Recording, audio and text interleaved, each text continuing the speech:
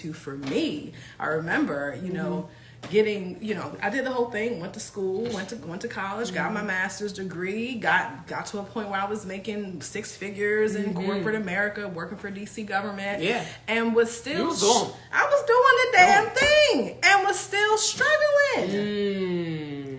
But still could not save any money, would get paid, pay my bills, and my first thought was, okay, now this is how much I have to spend. Yes. Right? This is what I can spend. Not what I can save, not what I can invest, but this is what I have to spend. And didn't even realize that was a money blueprint. Money blueprint. Yeah. Yeah. So what was that? What was the feeling like behind that?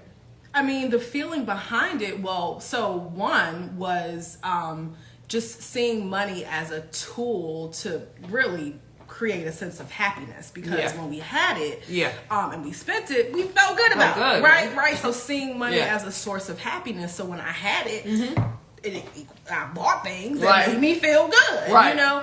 And then there was also, you know, the fear of not having enough. And so sometimes having money and spending money because I didn't know the next time I was going to get it. You know what I mean? So all of that that's real. Played into me struggling financially, even as I was making six figures and had a business on the side. Did not know that I had these financial blueprints running. And that's what a lot of people will find, is that because like until you become or gain some financial literacy, like that's what we do, because we are in a consumer culture, right? It's designed this way. It's a program. Like we're in the school, like when we enter into the school system, like we are designed to basically like be robots, right? You know what I'm saying? Like and consume. Buy. Even down to the colors that advertisers use. You look up the psychology of colors. I mean, red, yellow, orange, blue, like all of those colors draw a certain emotion from people that make us want to buy, right? And they have studied us. Oh yeah, very well. For sure. Very well. You know, just think about like how it is now with technology. Like you talk about something that you want, like just talk about something random, right? Going like, I don't know, horseback riding in the mountains, right? The next thing you know, you're going to have an advertisement on your phone for horseback riding in the mountains. You know what I'm saying? Because like they have developed these apps, these programs to scan your conversations for keywords and send you advertisements that are for that. You know what I'm saying? Like, couldn't be more deserving. You got me cloud surfing.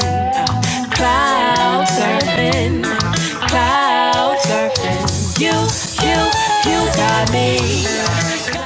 Welcome back to LoveHers 808.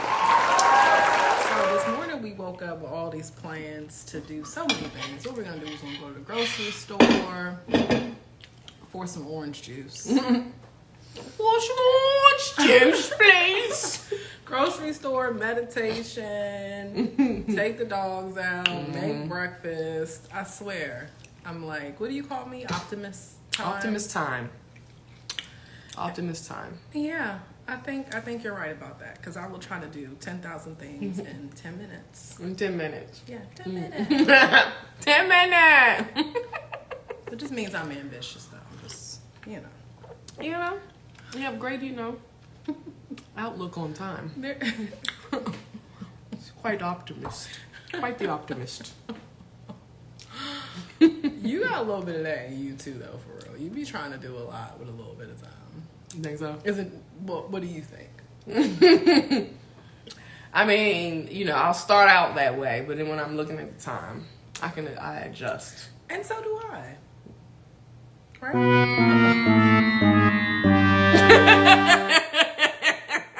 No, you've gotten better though. You've gotten better. Didn't I do a great job adjusting this morning? Yes. Right? Yes. Exactly. Yes. I went with the flow. You're doing much better, beautiful. Thank you. Aww. No! Alright, so welcome back to LoveHers. You be trying to play. I'm not trying to play you. That's how we start every episode with her trying to play me, y'all. Y'all see what? Y'all see what be happening. Stop playing.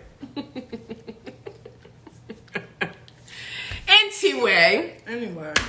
So what we talking about today? What you say? 40%? 40% of couples don't make it for this reason. What do y'all think the reason is? 40%. What's the reason? Type it in the chat. What we got? Drop. Drop it in the chat if you want to take a educated guess on why 40% of couples don't make it. Yeah, that's a pretty significant number. Percentage, yeah. Like one study said 36%, 36.1%. Another said 40%. Sheesh. Right. I mean, we hear about it all the time. We do.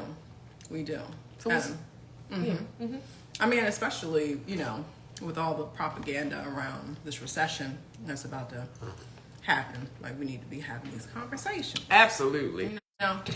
Absolutely. Propaganda. The propaganda. But yeah, so 40% of couples don't make it because of finances. Finances. Dun, dun, dun, dun. Ladies and gentlemen, finances. Dun, dun, dun, dun. Does that make sense to you? Is that like... Absolutely. Yeah. Absolutely. Positively. Does that make sense to y'all? Yeah. Let us know. Have you had any experiences? Finances for real, yeah. You know, we can all get caught up in this whole rat race and especially if you're like, doing all these comparisons. Y'all know that trap. Comparisons are odious, right? All comparisons are odious. Okay. All comparisons will be the killer of joy. Right? And so, the whole keeping up with the Joneses type movement. Yeah. Especially with Instagram and scrolling and... Oh, my reality TV. Oh, man. Ooh, we almost got sucked in yesterday. Almost. We pulled ourselves out, though. We had to pull out. Because it's easy. Good job. It's easy. It really is. It's easy to get sucked into that rat. I consider that rat race too. Just the cycling of running. Yeah. Or viewing. Right. Watching, and going nowhere. You know what I'm saying? Right. Being in the little circle that the rats run on. Yeah. The hamster wheel. I guess there's a rat wheel, I guess. Yeah, same thing. They both use the same. Hamster wheel, rat wheel. Yeah. But yeah, like we got a little bit of dose because we were at some family's house and chillaxing, and they had on one of them reality shows in DC. Something DC. Yeah, something. Yeah. I don't know. But it was, it's quite entertaining. It's very easy to get wrapped up into those. It draws you in. It draws you in for sure. It does. They know what to play on. Yeah. And it's the glamour of it all, right? It's one of the biggest, one of the main, I want to say kryptonite. That is kryptonite for the spiritual self. The ego self feeds off of the glamour, right? And so these shows and just the way that they're shot, the houses and the cars and all the things, all the women made up and all the stuff, it really does play on the ego's desire to have and to be seen and to be better than, to win. To win. But is that really winning? Is it really winning? Are you happy? I think if you're happy, then you're winning. You know what I'm saying? Yeah, I think that's a good way to measure happiness. Are you happy? Winning, yeah. Are you happy? Are you satisfied? Yeah. Yeah. And so, anyway, with the financials, it can get, it's like easy and I bring all that up to say that depending on your awareness upon your financials, right? And your awareness of where you want to go, right? Right. Who is that, Jordan? What's up, K Ziggy? Hey. We're talking about financial blueprints. And the number one not number one reason. 40% of couples don't make it. Don't make it because of finances. Finances, you know what I'm saying? So, but anyway, yes, like I know, like we're depending on how old you are, right? When you get a little older, a little more mature, you start to really start focusing on like. Well, I believe, still depending on where you are, you start to focus on generational wealth. We've started focusing on generational wealth. Yeah. At one point, I didn't even really know what generational wealth was or how you acquire it. Hello? You know what I'm saying? Same here. So like only recently have I really started to like investigate further and actually put myself around people that were of that mindset, joining mentorships and getting financial literacy, becoming more, literate with financials. And then once you like become aware of those type things and you start to, analyze what you are currently doing, because you know that you're going to have to become that of which you want to be. You know what I'm saying? You can't just wish for it. Yeah. Because that's not going to happen. Right. You really have to do some inner workings. So, gotta do the work. Gotta do the work. That's the holy work. That's the holy work. And so, if couples, depending on where you guys are, where you are together, that can make a big difference, because what we were learning from a book from, what's the man's name? I always want to say, I got it here. Don't worry. Don't worry. I got you guys. Yeah, Secrets of Millionaire Mind. T. Harv Eker. T. Harv Eker. Yeah. Right. I think you're right. Okay. So, T. Harv Eker. He has a great book. I love the audio. It's on YouTube for free. It's called The Secret of the Millionaire Mind. Right.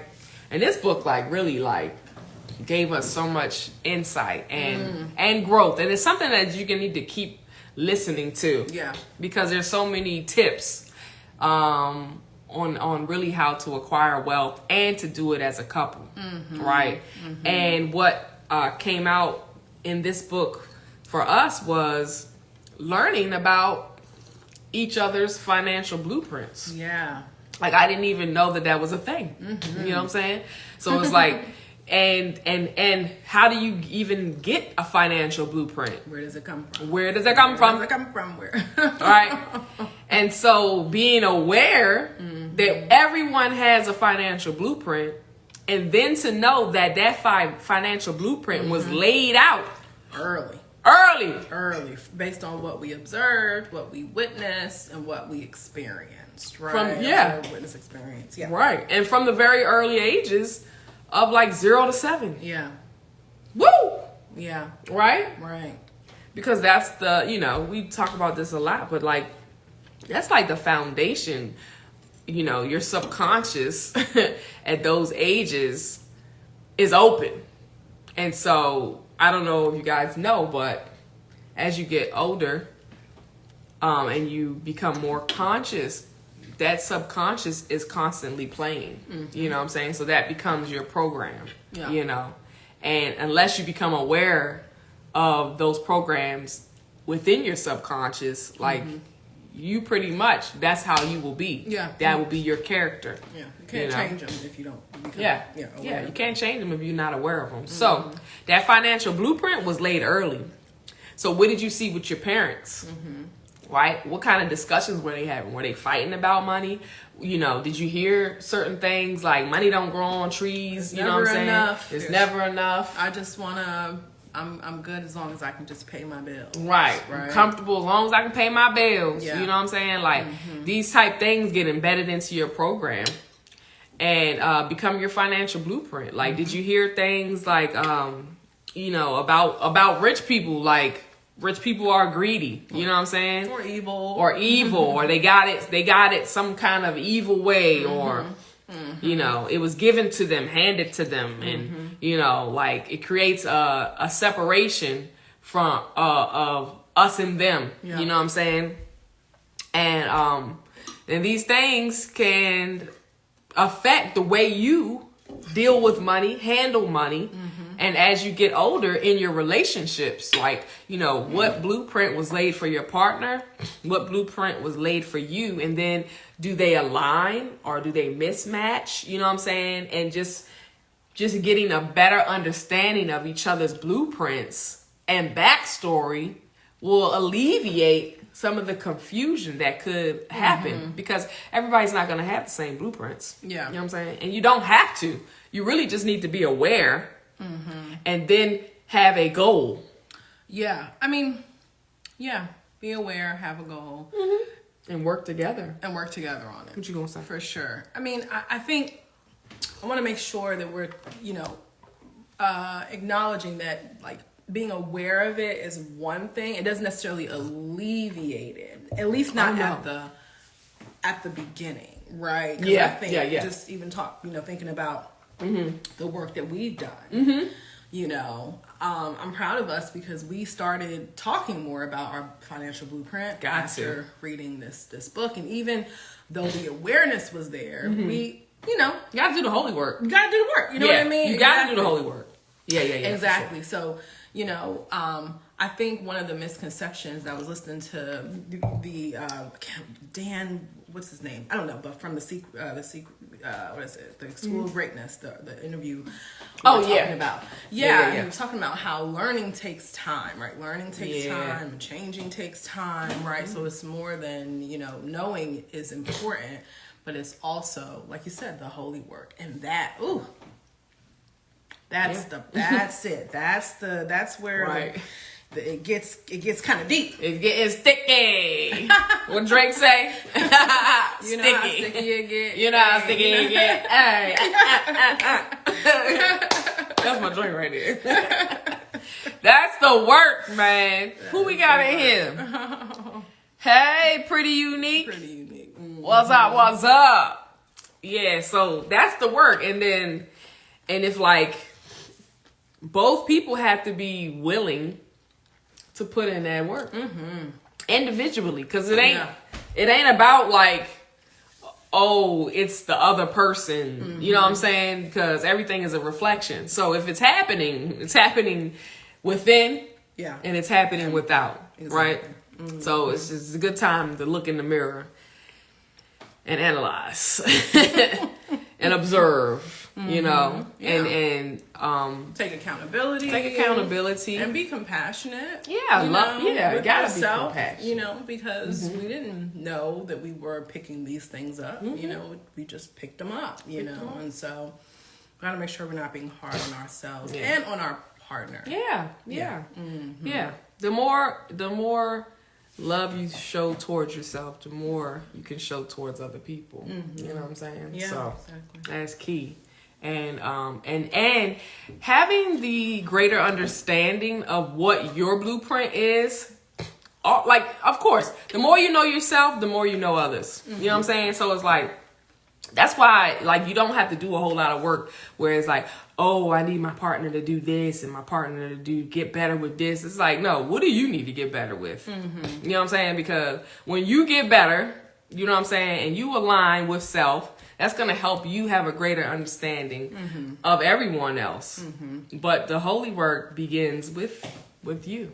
You know what I mean? So if you're having financial struggles, that's an indication of your inner worth. Yeah. Would you say? Self-worth, for sure. Your self-worth. You know what I'm saying? Your feeling of worthiness. Yeah. Your feeling of worthiness, like, you know, and I know for me, like, becoming an entrepreneur, I never really realized that in order to be a successful entrepreneur, there requires a lot of inner work. It's totally spiritual. It's a spiritual journey.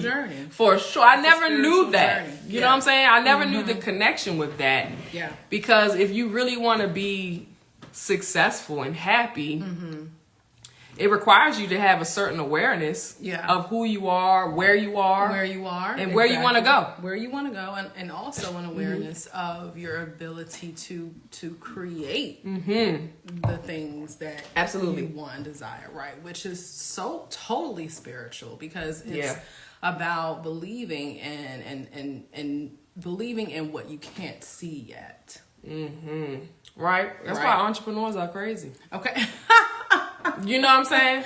You gotta be a little crazy to be an entrepreneur, because you have to be the one that you see something that nobody else sees. No, the vision. Yeah. You know what I'm saying? Yeah. And when people try to convince you that you don't see what you see, you're the one who has to, be like, nope. Yeah. This is it. Yeah. This is my download. I received this message. Yeah. And I will create this. Absolutely. You know what I'm saying? Because I am a creator. And then believing in yourself enough to actually manifest that. Yeah. And then what you'll notice is that when you're having issues and you're struggling in your business, you know what I'm saying? That's an opportunity for growth.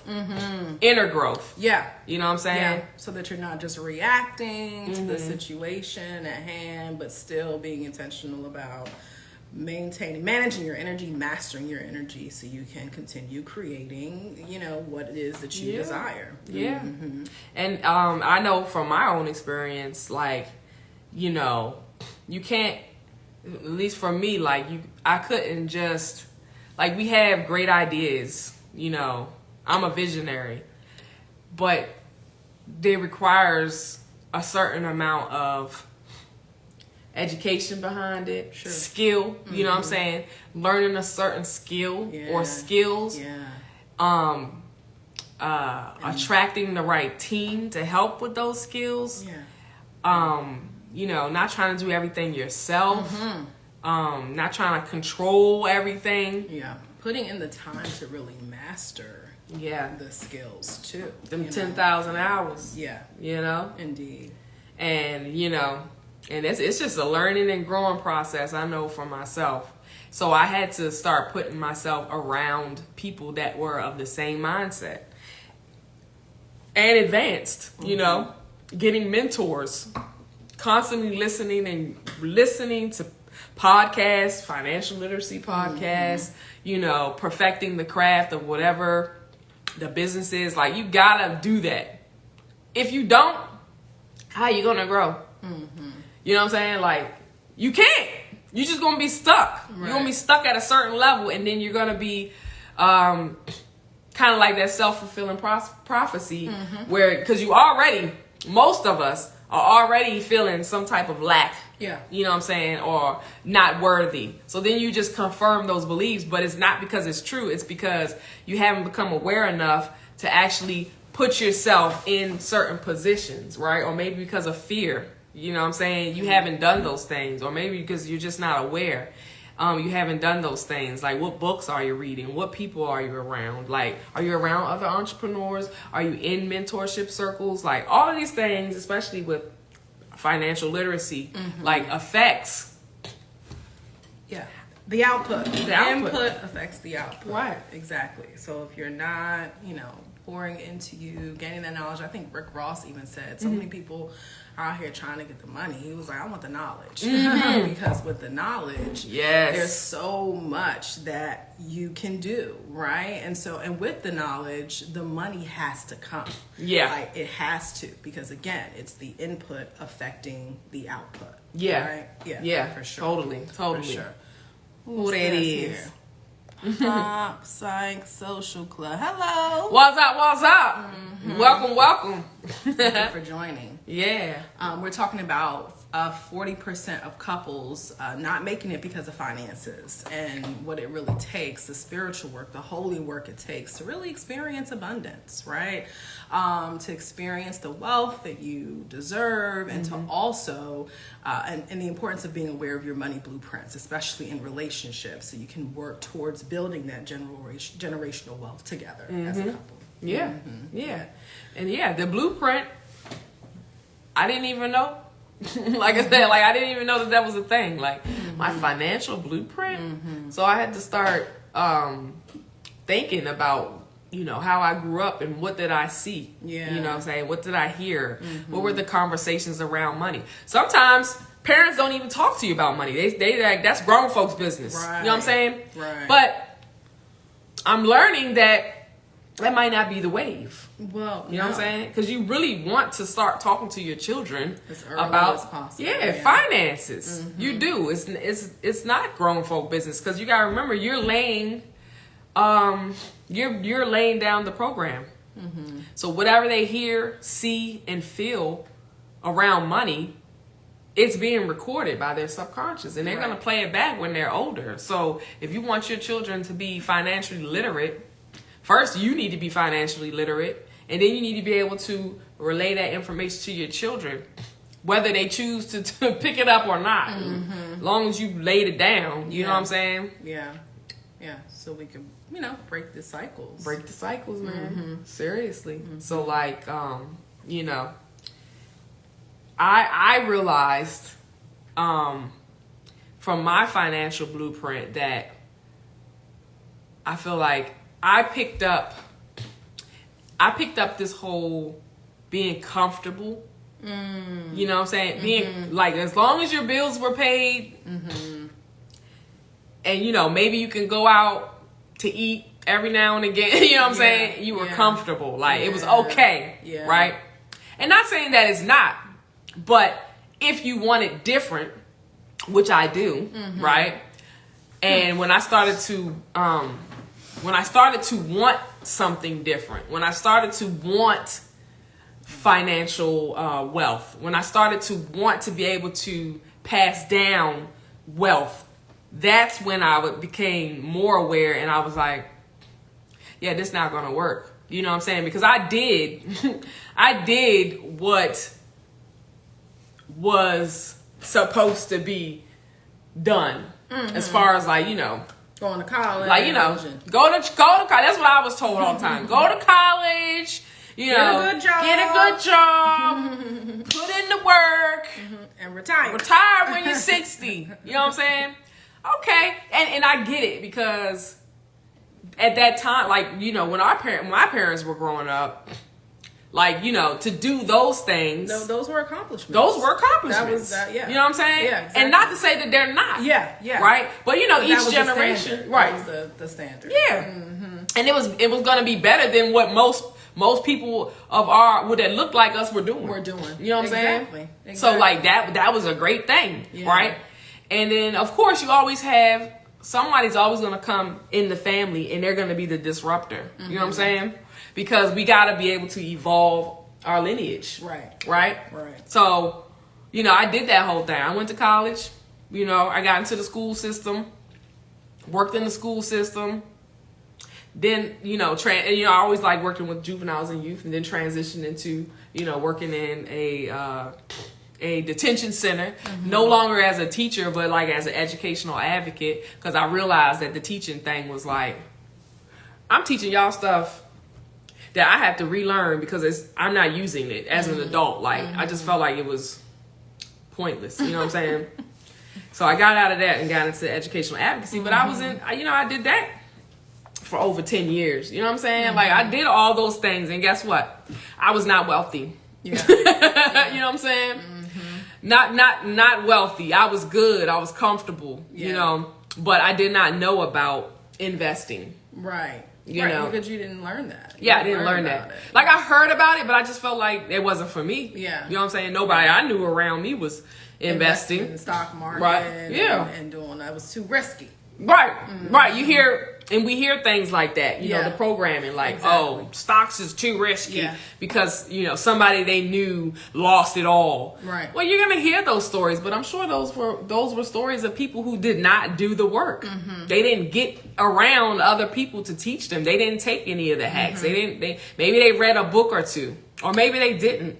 You know what I'm saying? But it's like, you really have to, like, when you're really getting into this wealth thing, you really have to put yourself around people that are successful. Like if you want to learn stocks, you have to put yourself around someone who is successful in stocks. Yeah, and you also have to understand that it takes risks to make money.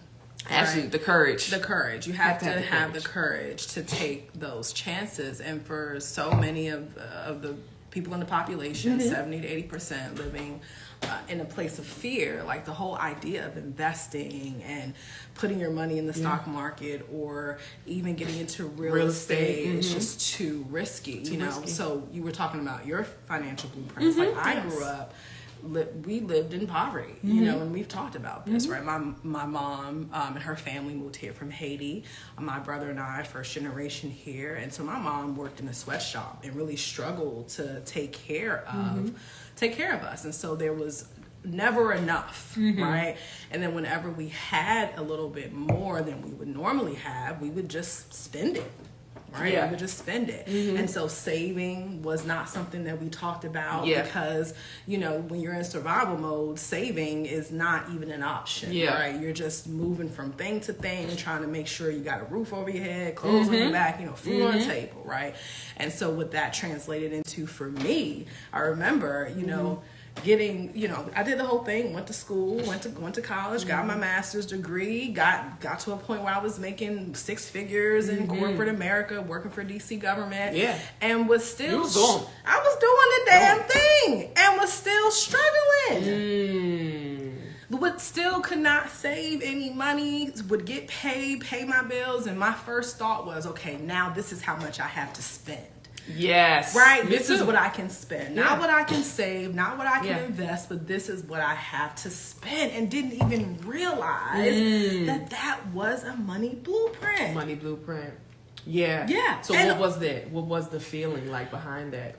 I mean, the feeling behind it, one was just seeing money as a tool to really create a sense of happiness, because when we had it and we spent it, we felt good about it, right? So seeing money as a source of happiness, so when I had it, I bought things that made me feel good, and then there was also, the fear of not having enough, and so sometimes having money and spending money because I didn't know the next time I was gonna get it. You know what I mean? So all of that that's real. Played into me struggling financially, even as I was making six figures and had a business on the side. Did not know that I had these financial blueprints running.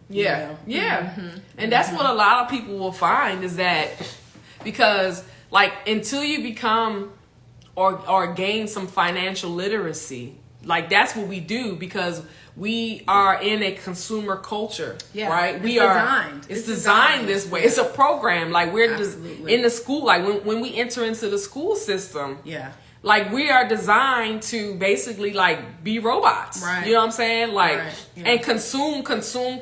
Yeah. Buy. Even down to the colors that advertisers use. You look up the psychology of colors. I mean, red, yellow, orange, blue, like all of those colors draw a certain emotion from people that make us want to buy, right? And they have studied us. Very well.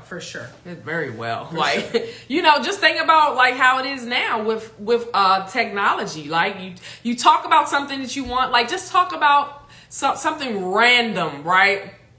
Going like, I don't know, horseback riding in the mountains, right? The next thing you know, you're gonna have an advertisement on your phone for horseback riding in the mountains. You know what I'm saying? Because like they have developed these apps, these programs to scan your conversations for keywords and send you advertisements that are for that. You know what I'm saying? Like just start talking about riding buffalo. You're going to get an advertisement about riding buffalo somewhere. Right. You know what I'm saying? Somebody done paid a lot of money to put that ad in front of you. And then you go on your phone. You're like, oh, this must be God. I must need to go look at the alignment. Buffalo back riding. Look at the alignment. Let me purchase this right now, right? They got us good. They got us good. They do. And it's very hard. Like you said, it is. We were even just us watching the reality show, right? It's so easy to just lose the focus. You know what I'm saying? Because it plays on the way that our reward center is set up in our brain. Break it down. You know, dopamine gets released. That's the reward chemical, the happy chemical. So when we're anticipating rewards, like even when we're scrolling on social media, like there's a buildup of anticipation for the next story and the next story and the next story. And so while that anticipation is building, we're getting hits of dopamine. And that's how we get stuck in the cycle of constant strolling, scrolling on social media, even constantly watching, you know, shows on Netflix. That countdown at the bottom of the screen to let you know when that next show is about to start. Right. That is hitting your dopamine receptors. Absolutely. And you want another hit. And you want another hit. And you're anticipating it exactly. And that's why all of this is so spiritual work, because you have to be aware of what's going on energetically, chemically, so that you can master that energy, so you're not operating out of reactivity and just doing what you've been programmed to do, but being able to realize, okay, observing, okay, I'm stuck here, right? I'm feeling stuck. I feel like I'm getting sucked in, so you can be able to pull yourself out of it. But it really does take a lot of work to get to that point of awareness, and then to also strengthen the skills to pivot, to make those shifts. Yeah, absolutely. Yeah, when it comes to finances and all the things that we're talking about. For real. Yeah. And being able to, as a couple, being able to set financial goals for yourselves. You know what I'm saying? Like, you want to have an aim so that you can focus on something. Yeah, you have to. It's necessary. I mean, we have a built-in success mechanism as human beings, so we have to set and achieve goals. If we don't do that, then life can feel meaningless, purposeless, right? And so that goes to say, this is same goes for our finances as well. We have to know what we're working towards. Yes. Yeah. Yes. Other than that, you're just gonna be blowing money. You know what I'm saying? You really you know, it's fun. It's fun. You know, in the moment, it's fun to just, you know, you got a little extra money. All right, let's go out to eat, right? Then the next thing you know, you going out to eat the next day. You know what I'm saying? Then the next day is like, you don't feel like cooking, so you ordering food. You know what I'm saying? That momentum gets to going. That momentum, that law of attraction. What they say?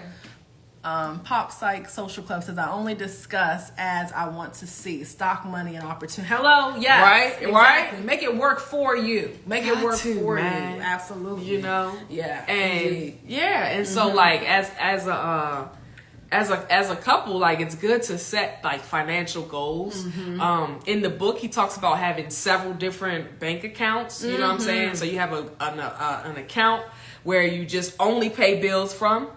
You have a savings account where you're just saving. You're actually saving for like unexpected. Yeah.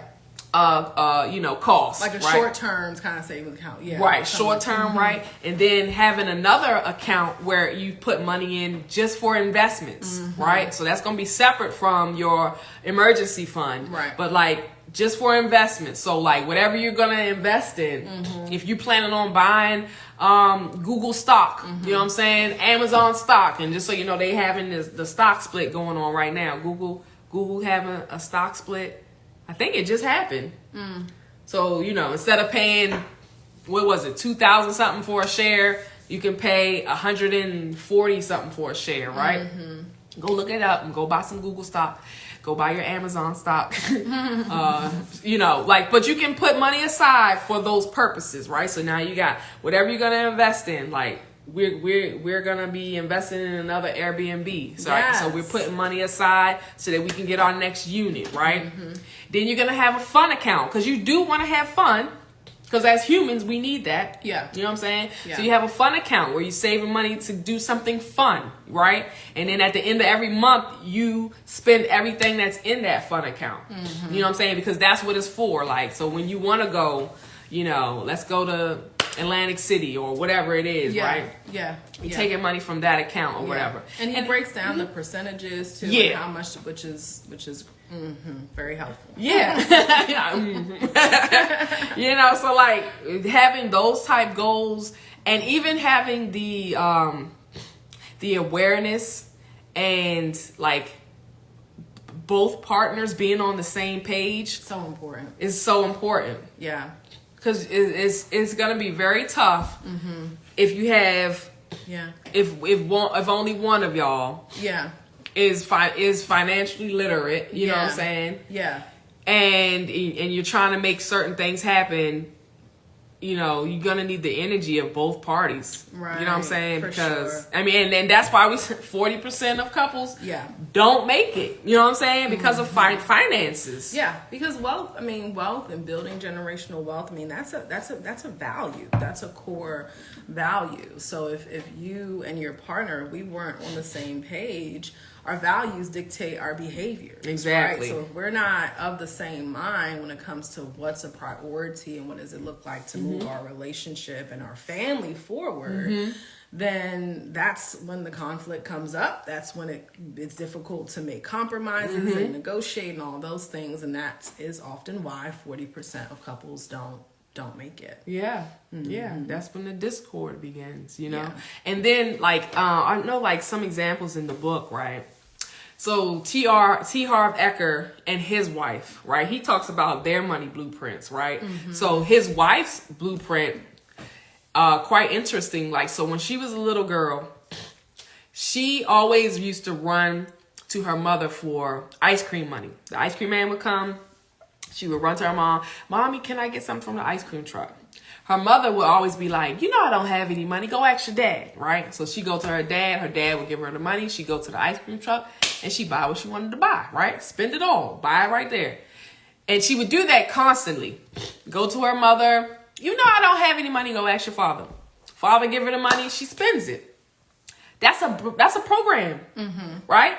That's a financial blueprint that she learned. And what she got from that was that women don't have money, right? And that the man provides the money and she spends it. Yeah. So now she enters into her relationship with her husband, and that's what she's expecting, right? Whether she's aware of it or not, that program has been laid, right? So now when she wants something, right, because she doesn't think that women should have money. Her mother never had money. Her mother often told her she doesn't have money. Go ask your dad, right? So that got laid into her foundation. Now she's married and she's like, she's not expecting to make money. It's not even a thing for her. Women don't have money, right? So she marries a man who's supposed to provide the money. She goes to the husband. I want to buy this. Can you give me the money? He gives her the money and she spends it, right? All of it, because that's what she was programmed to do. She doesn't save anything. She doesn't think about investing. She's not trying to multiply the money. She just knows, I want the money. You give me the money, I spend it. Yeah. Now for him, he had a completely different financial blueprint. You know what I'm saying? So, no, he's so cute. His blueprint is, when he was growing up, he always, well, his father was very much the one who was kind of like had the scarcity mindset, and like saving money was a big thing, right? So when you saved money, you put it to the side because you would need that. Like the blueprint he laid was you don't spend all your money, you save it for a rainy day. You know what I'm saying? But that's also a program of lack. Because like you save all your money for a rainy day. You're going to have rainy days. You're going to have rainy days because that's what you focused on. Right. That's what you focused your energy on, right? So for him, he's putting his money in a savings for a rainy day. And whenever he's taking money from his savings for a rainy day, giving it to the wife, and she spends it. So for him, that causes some type of traumatic feeling effect for him, because it's like, you're spending our savings. Right. If you spend our savings, we won't have any, and we're going to have rainy day, and we're not going to be able to get out of it. So that's you know what I'm saying? See how the blueprints, the disconnect, right? So she looks at it one way, he looks at it this way, and now they're at a discord. But it could be fixed. Yeah. You know, by both partners becoming aware. And then putting together a goal, you know, and some type of accountability and some type of intent of what you guys are going to do and how you guys are going to spend money, you know. and etc. Yeah. You want to add anything to that? I mean, you kind of said it all. You know, and there's so many different examples in the book of different blueprints. Yeah. Right? Yeah. Yeah. It's a really good book. Definitely worth picking up, listening to on YouTube for free. For free. Yeah. Yeah.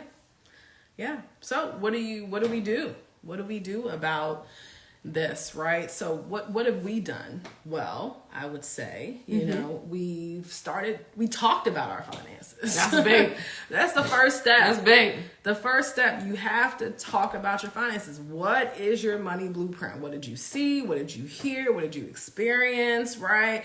And that's exactly what this Secrets of the Millionaire Mind encouraged us to do. Yeah. So you first have to talk about, what do you think about money? How do you see money? Are you a spender? Are you a saver, right?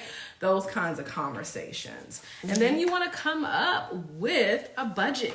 You gotta come up with a budget. Like, what are your financial long-term goals, short-term goals, right? What are you saving? What are you investing? Even business opportunities. What are we investing in? Like Baby mentioned, we're doing an Airbnb, another Airbnb. So these are the kind of conversations you want to have so you can know what you're working towards, right? Yeah.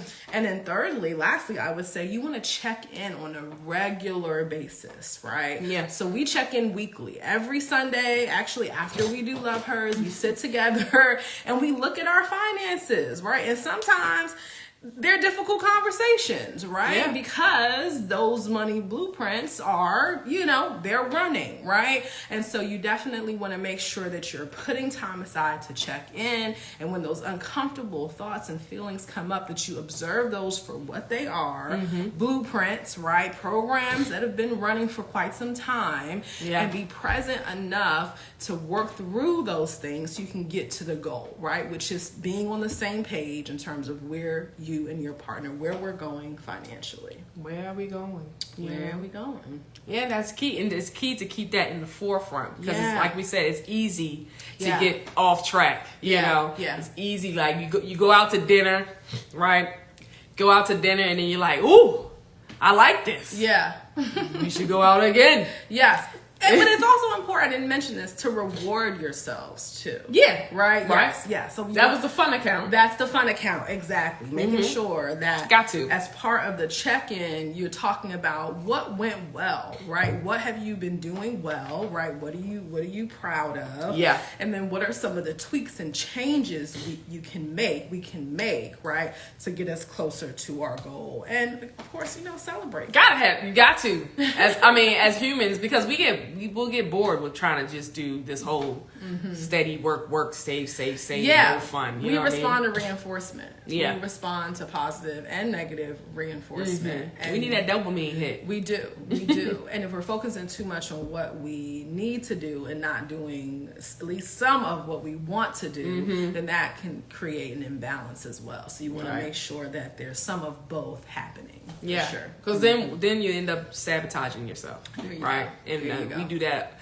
a lot, self-sabotage with subconscious programs, not being aware of that, and then self-fulfilling prophecy comes in. All the things, I'm not worthy. Yeah. You know what I mean? Why does this keep happening? Because you keep creating it. Who, me? Yes.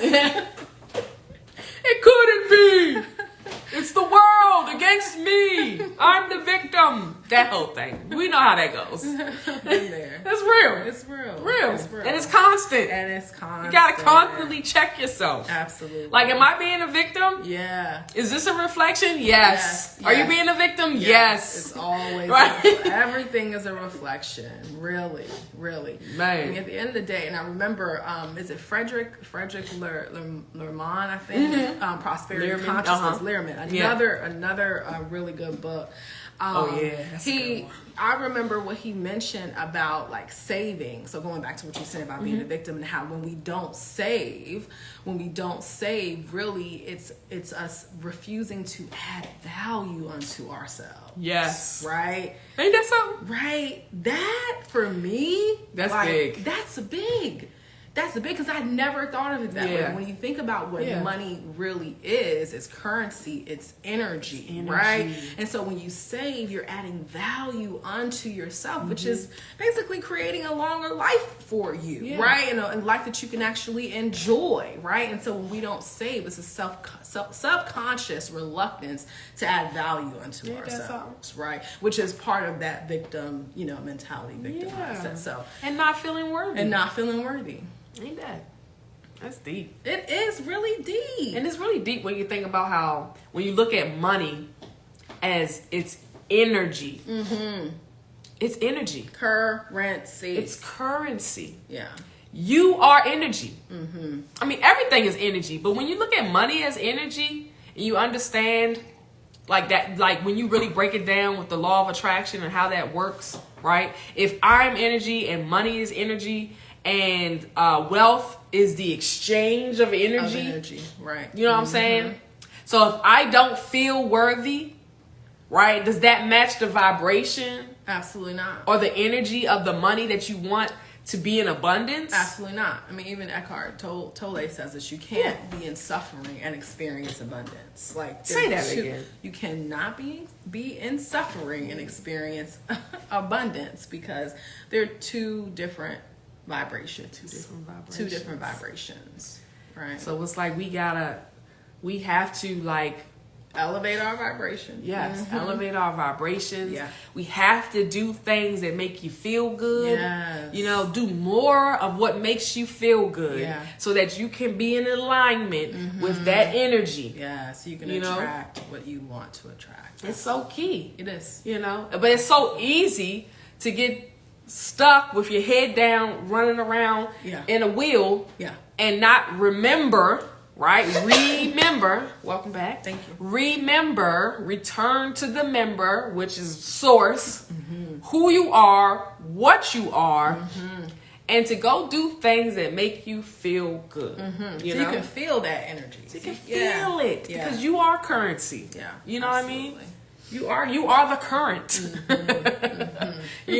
So if you like to be with nature, like we like to go be with nature quite often. So and that always puts you in a better mood, because the trees and the water and the birds and the bees and the everything, they already have a high vibration. So when you put yourself around that vibration, it's only natural that it's gonna, you're gonna become that vibration. So that's a necessary part of how we stay in alignment, Yeah. We try to make sure we get to the parks, we get with the ponds, we meditate, Vibration. Yeah. It's just a sweet. Okay. Yeah. All those things, whatever it is you love to do, do more. Yeah. Do more of what you love. Do more of what you And it doesn't have to be spending money, Beautiful. Thank you. Speak. I love it. Yeah. I love it. Anything else you need? No, I don't know. I think that's pretty much it. We covered a lot today. This was fun. It was.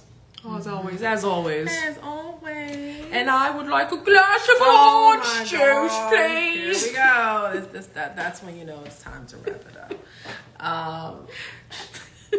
But you know what? Silly enough. Guess what we gonna do after this show? What? We're gonna get some orange juice. We're gonna get some orange juice, please. Baby wants some orange juice. We gotta go grocery shopping. We gotta go to the grocery store, y'all. That's our time. This is our time. Thank y'all. Thank you all for joining. I am Lourdine Jean-Francois. And I am Ms. and to the Z to the Z, aka Shantae, to friends and family. Thank y'all for joining us for LoveHers 808. And we will be back next Sunday. I don't wanna come down. I don't wanna come. I don't wanna come down. Just chill till the next episode.